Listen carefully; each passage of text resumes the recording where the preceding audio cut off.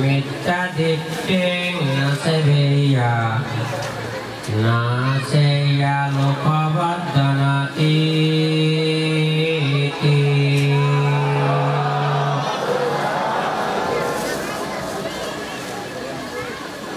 চৈত্যভূমি নামে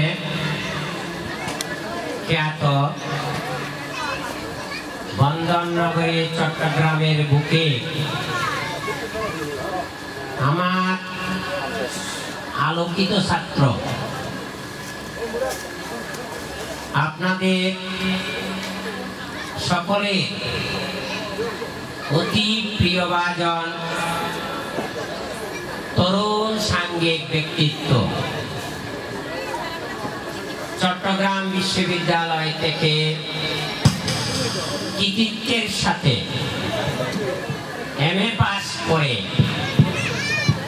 স্বজাতি অ্যালোজিং বন্ধ করেন, অ্যালোজিং বন্ধ করে দেন। স্বজাতি স্বসংস্কৃতি স্বধর্মের কল্যাণে মা বাবা ভাই বোন আত্মীয় স্বজন ছেড়ে সংসার বৈরাগী হয়ে বুদ্ধ শাসনের শ্রীবৃদ্ধি কল্পে নিজেকে আত্মোৎসর্গ করেছেন। তার প্রত্যক্ষ সুফল স্বরূপ চিটাগাং বৌদ্ধ মন্দির প্রতিষ্ঠার লক্ষ্যে দীর্ঘ বছর আপনাদেরকে নিয়ে সংগ্রাম প্রচেষ্টা উদ্যোগী হয়েছেন। তাকে ধন্যবাদ দিয়ে ছোট করতে চাই না। দীর্ঘ বছর আপনাদেরকে মিলন মেলার ব্যবস্থা করে দিয়েছে, পুণ্য সঞ্চয় করার মহা সুযোগ এনে দিয়েছে। সম্মিলিত প্রচেষ্টায় স্থায়ী বিহার নির্মাণের জন্য যুদ্ধ চালিয়ে যাচ্ছে। এই যুদ্ধ মানুষকে মারার যুদ্ধ নয়, মানুষের পুণ্য চেতনাকে সমৃদ্ধ করার যুদ্ধ। এই যুদ্ধে সফল হওয়ার জন্য আমরা আপনারা যদি একটু আন্তরিক হই, একটু উদারতার মধ্যে দিয়ে পরিকল্পনাকে বাস্তবায়নের জন্য আর্থিক কায়িক সহযোগিতা যদি করতে পারি, তাহলে তার সফলতা নয়, আপনার আমার প্রত্যেকের সফলতা। সেজন্য আজকে চট্টগ্রামের পৌরপিতা মেহর মহোদয়কে প্রধান অতিথি করা হয়েছে একটা মাত্র উদ্দেশ্য নিয়ে। উদ্দেশ্যের কথা আমাকে বলতে হবে নাকি আপনাদের জানা আছে? ভেতরে ভেতরে জানা আছে, যেহেতু পাচ্ছি না প্রকাশ করা যাচ্ছে না। 10 মিলে করি কাজ, হারিয়ে যেতে নাই লাশ। আমাদের দীর্ঘদিনের প্রত্যাশিত আকাঙ্ক্ষিত চট্টগ্রামের পৌরপিতা মহোদয় কে স্বাগত জানাই, অভিনন্দন জানাই। আপনারা তাকে সাধুত্তরে দিয়ে পুণ্যদান করুন। মেহর মহোদয়ের আগমন স্বাগতম। মেহর মহোদয়ের জয় হোক, ওনার কার্যক্রম শ্রীবৃদ্ধি হোক।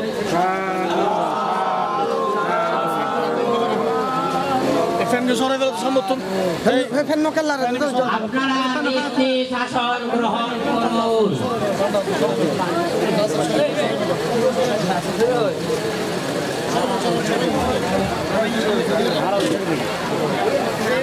কথা বলবেন না। আপনাদের আমাদের দীর্ঘদিনের শিল্পপতি, সমাজ দরদী, চট্টল প্রেমী মেহের মহোদয়ের উপস্থিতিতে আমাদের দানশ্রেষ্ঠ কঠিন চিবরদান অপূর্ণতার মধ্যে পূর্ণতা পেয়েছে। আমার একজন ছোট ভাই বিজ্ঞ আমাকে বললেন, জিনুবুদ্দি বান্তে আপনি তো জ্বর নিয়ে এসেছেন, সভা বোধহয় আর হবে না। জ্বরের আগে প্রচন্ড গরম ছিল, এই গরম থেকে স্বস্তির জন্য সামান্য পুষ্প বৃষ্টি পতিত হয়েছে। আমরা ভেবেছিলাম বৃষ্টির কারণে প্রধান অতিথির আগমন হবে না, তাই আমি মনে করি পুষ্প বৃষ্টির মধ্যে দিয়ে পরিবেশ যখন শান্ত হয়ে গেছে, তিনি শান্ত পরিবেশে আগমন করেছেন, তিনি ধন্য হয়েছেন, আমাদেরকে গর্বিত করেছেন, অনুষ্ঠানের সফলতা এনে দিয়েছেন। সবার পক্ষ থেকে তাকে আবার উষ্ণ অভিনন্দন জানাই, সাধুধ্বনির মধ্য দিয়ে তাকে পুষ্প অভিনন্দন প্রদান করুন।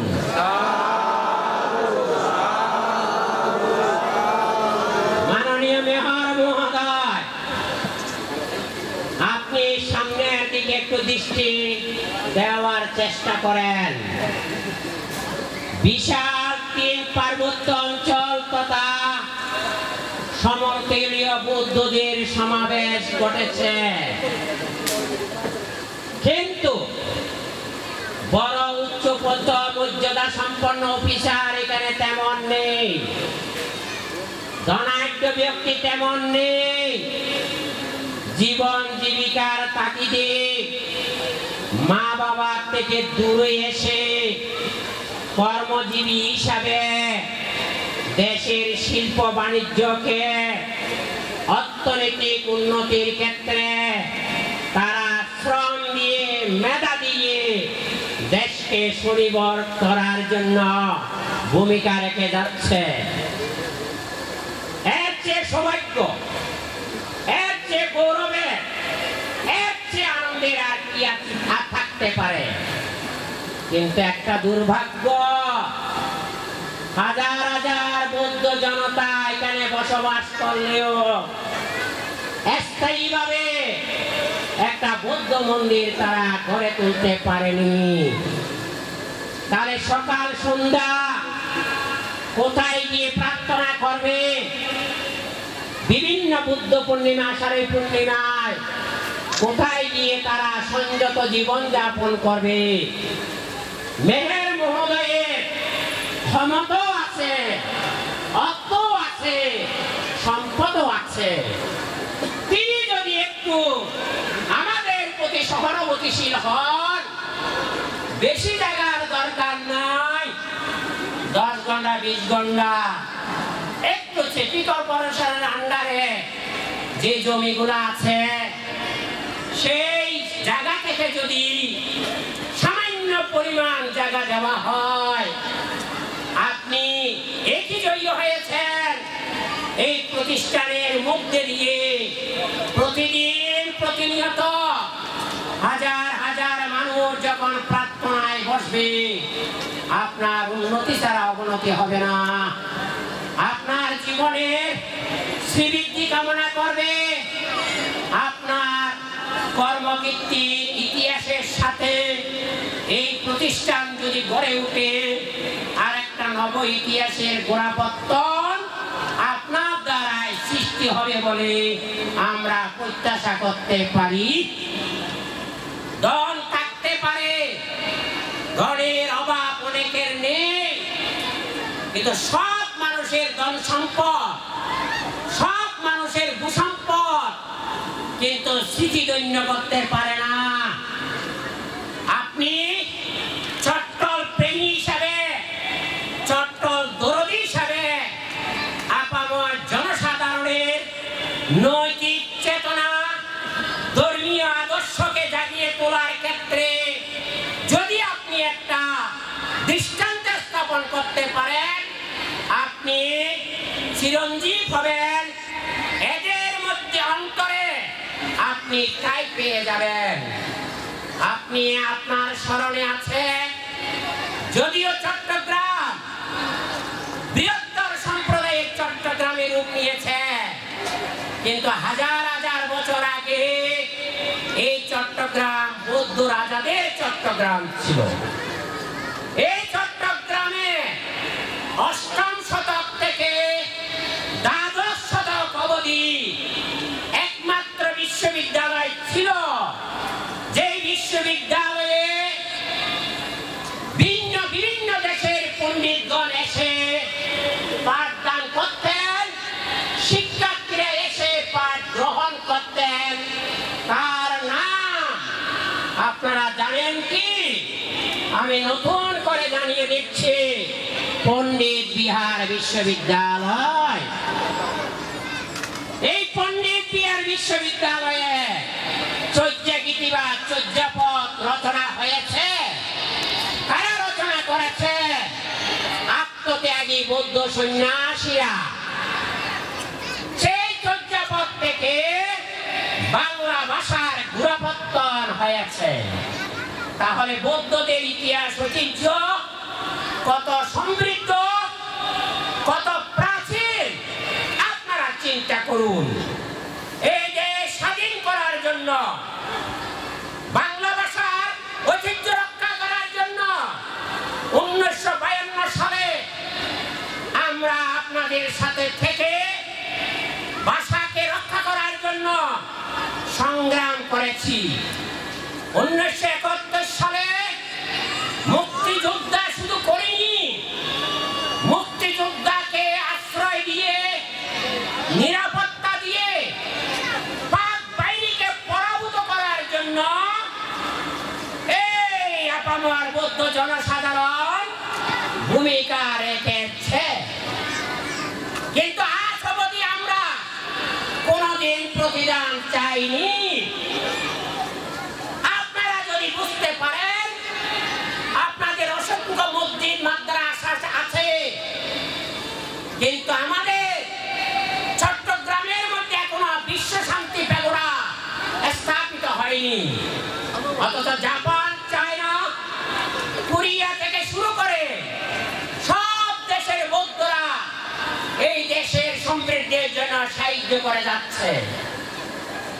আপনারা জেনে সুখী হবেন, আন্দরকিল্লা যে জেনারেল হাসপাতাল সৃষ্টির জন্য যখন বিল প্রদান করেছিলেন, মাটি খনন করতে গিয়ে সর্ববৃহৎ বুদ্ধ মূর্তি পাওয়া গেছে।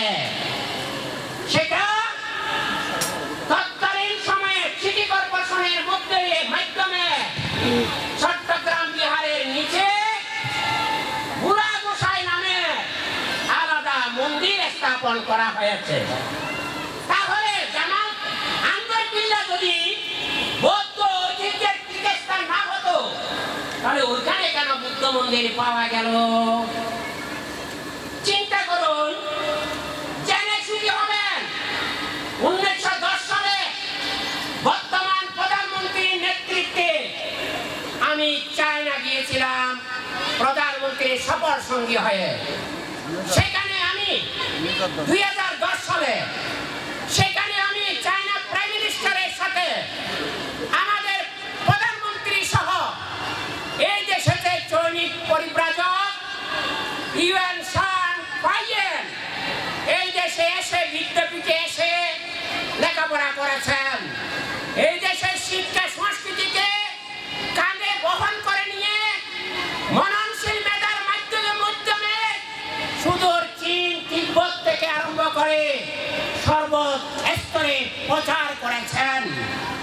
বাংলার শ্রেষ্ঠ সন্তান অতি দীপঙ্কর শ্রীজ্ঞান এই দেশের সন্তান হিসাবে তিব্বতে গিয়ে মানবতা এবং মানব প্রেমের বাণী তিনি প্রচার করে বাঙালি জাতিকে গর্বিত করেছেন। তাই সেই অতি দীপঙ্কর শুধু বৌদ্ধদের সন্তান নয়, বাঙালি জাতির গর্বিত রত্ন সন্তান। এই অতীত তুমি ভুবনে ভুবনে কাজ করে যাও গোপনে গোপনে। যারা করেন পাওয়ার জন্য করেন না, জাতিকে রক্ষার জন্য করেন, সংস্কৃতিকে সমৃদ্ধি দানের জন্য করেন, ইতিহাসকে সমুজ্জ্বলতা দানের জন্য করেন। তো সেটা যদি বুঝে থাকেন আমাদের চাওয়া পাওয়ার কিছু নেই। আপনারাই যদি আমাদের সাথে আন্তরিক হন, আমরা আপনাদের পাশে অতীতও ছিলাম, এখনো আছি, ভবিষ্যতেও থাকবো।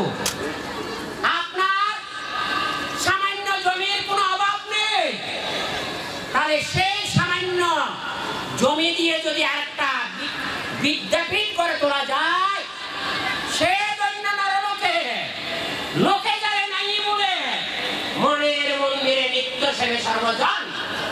তাই 2010 সালে আমি বলেছিলাম সেই ধ্বংসস্তূপে পরিণত পণ্ডিত বিহার আবার আন্তর্জাতিক পণ্ডিত বিহার হিসাবে রূপদান করব। ইতিমধ্যে সরকার 50 একর জায়গা দেওয়ার জন্য সিদ্ধান্ত নিয়েছে। ডকুমেন্টারি ভাবে ডিসির মাধ্যমে শিক্ষা মন্ত্রণালয়ে পেশ করা হয়েছে এবং আইন পাশ হয়ে গেছে, কারিকুলাম পাশ হয়ে গেছে, শুধু সংসদে যাওয়ার বাকি। তাই বর্তমান মেয়র থাকাকালীন সময়ে চট্টগ্রামের আবার যদি পণ্ডিত বিহার বিশ্ববিদ্যালয় প্রতিষ্ঠিত হয়, সমগ্র বিশ্বের সাথে সৌভাতৃত্বের সেতুবন্ধন সৃষ্টি হবে। আপনি ধন্য হবেন, গর্বিত হবেন। আপনার সাথে জাপানিরা বারবার বৈঠক করেছে, চায়না প্রতিনিধি এসেছে, তারাই বলেছেন আমরা ওই বিশ্ববিদ্যালয়ের আর্থিক অনুদান দেব। ইতিমধ্যে আপনার বিভিন্ন প্রজেক্ট বাস্তবায়নের জন্য তারা যেভাবে আর্থিক সহায়তা করছেন, আপনি যদি আমাদেরকে কিছু জমি দেন, তাদের আর্থিক সহায়তায় যদি আমরা আন্তর্জাতিক একটা পেগোড়া সৃষ্টি করতে পারি, তাহলে আপনি এই পেগোড়ার মধ্য দিয়ে আপনার কীর্তি গাথা মহিমান্বিত হবে। তাই আমি বেশি কথা বলবো না, আপনি কর্মব্যস্ত লোক, আপনার প্রচেষ্টা আছে, উদ্যম আছে। আপনি পদমর্যাদায় সমাসীন হওয়ার পর থেকে চট্টগ্রামবাসী এবং দেশি বিদেশি যারা চট্টগ্রামে অবস্থান করছেন তারা সুশৃঙ্খল ভাবে জীবন যাপন করছেন। এটা আপনার কর্মকৌশলতার সুফল বলে মনে করতে পারি। এখানে কোনোদিন সাম্প্রদায়িক সংঘাত হয়নি, এটার একটা শুভ লক্ষণ। অনেক সময় সাম্প্রদায়িক দাঙ্গার কারণে রক্ত বন্যা হয়ে যায়, কিন্তু অন্যান্য দৃষ্টিকে হয়েছে। আমাদের দৃষ্টিকে আপনার যোগ্য নেতৃত্বে আজকে যে মিলন মেলা হয়েছে, যে সম্প্রীতির বাতাবরণ সৃষ্টি হয়েছে, সকলের তরে সকলে আমরা, প্রত্যেকে আমরা পরের তরে। হয়তো আমরা এখানে বৌদ্ধ এসেছি, কিন্তু আপনারা বৃহত্তর সম্প্রদায়ের কর্ণধার হিসাবে আপনাদেরকে আমরা স্বাগত জানিয়েছি, অভিনন্দিত করতেছি, কিন্তু পাওয়ার জন্য নয়, সুন্দর পরিবেশ সৃষ্টি করার জন্য। আপনি আমার, আমি আপনাদের একে অপরের পরিপূরক, একে অপরের সহায়ক, অভিন্ন হিসাবে যদি বসবাস করতে না পারি, দেশের শিক্ষা সংস্কৃতি সমুজ্জ্বলতা প্রত্যাশা করা যায় না। বুদ্ধের শিক্ষা, মানবতার শিক্ষা, মানব প্রেমের শিক্ষা, বিশ্ব শান্তির শিক্ষা, বৌদ্ধদের দ্বারা বৃহত্তর সম্প্রদায় ক্ষতিগ্রস্ত হয়েছে এমন নজির আছে বলে আমি মনে করতে পারি না। এখানেই বৌদ্ধদের বৈশিষ্ট্য, এখানেই বুদ্ধের সফলতা। বৌদ্ধদের দ্বারা কারো জমি দখল হয়েছে, কারো সম্পত্তি অপহরণ হয়েছে আমরা বিশ্বাস করতে পারি না। কারণ বৌদ্ধরা পঞ্চনীতিতে বিশ্বাসী। আমরা প্রাণী হত্যা করি না, প্রাণে কারে না বাড়িব, প্রেমের জগৎ জয় করিব। হিংসুক জলে মরে হিংসার আগুনে, কোথায় পাবে শান্তি সুখ জ্বলন্ত জীবনে? হিংসা করে কোনো মানুষ সুখী হয়নি।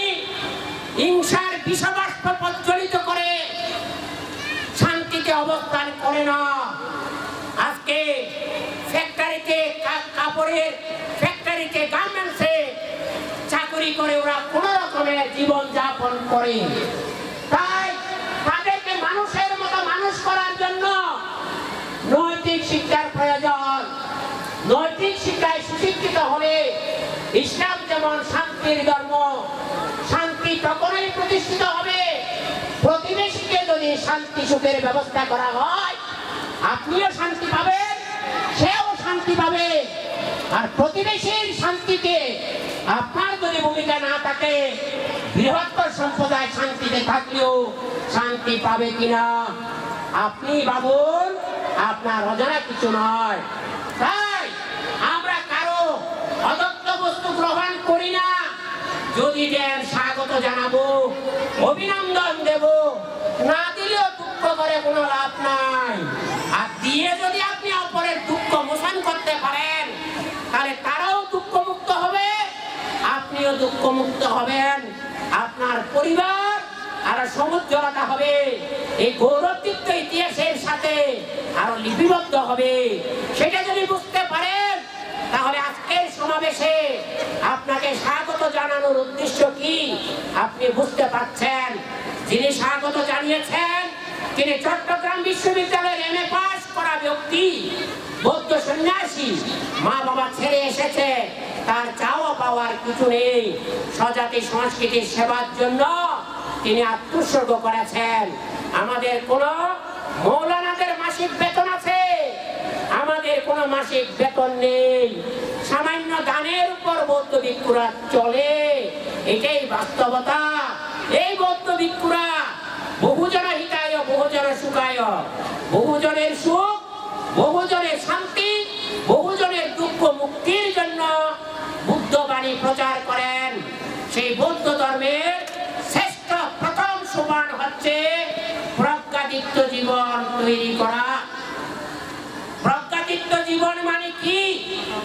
যিনি জ্ঞান আলো লাভ করতে পারেনি, তাকে জ্ঞান আলো লাভের ক্ষেত্রে সহায়তা দান করা। আর জ্ঞান অর্জনের বৈশিষ্ট্য কি?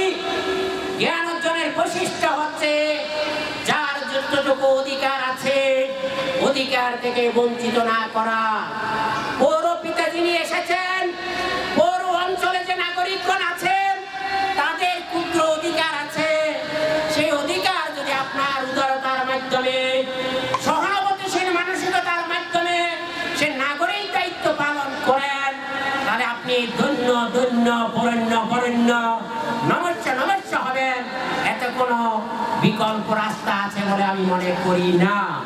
এটাকে বলা হয় আদি কল্যাণ। আর মধ্য কল্যাণ মানে নৈতিকতাকে অন্তরে লালন করার জন্য গুরু সান্নিধ্যে এসে গুরুগত প্রাণ হয়ে যখন মনের মানসিকতাকে পরিবর্তন করবেন, তাহলে মন উন্নত হবে। হাই থিংকিং, উন্নত মন ব্যতি রেখে সুন্দর মানুষ হওয়া যায় না, কল্যাণকারী মানুষ হওয়া যায় না, সদ্ধর্মসেবী হওয়া যায় না, স্বদেশ প্রেমী হওয়া যায় না। তাই আদি কল্যাণ, মধ্যে কল্যাণ, অন্তে কল্যাণ হচ্ছে সমাধি। তাহলে সমাধি যদি না থাকে, মনের স্থিরতা যদি না থাকে, তাহলে বাই বাই টাই টাই হয়ে সব অবস্থান করা যায় না। এবং মনের স্থিরতা যদি না থাকে, পরস্পরকে ভাগ বটনা করে খাওয়া যায় না, অপরকে স্বাগত জানানো যায় না। তাই মাকে মায়ের মর্যাদা, পিতাকে পিতার মর্যাদা, গুরুকে গুরুর মর্যাদা, বয়োকনিষ্ঠ যারা আছে তাদের স্নেহ মমতা ভালোবাসা যদি দিতে পারেন তাহলে সুন্দর বাগান তৈরি হবে।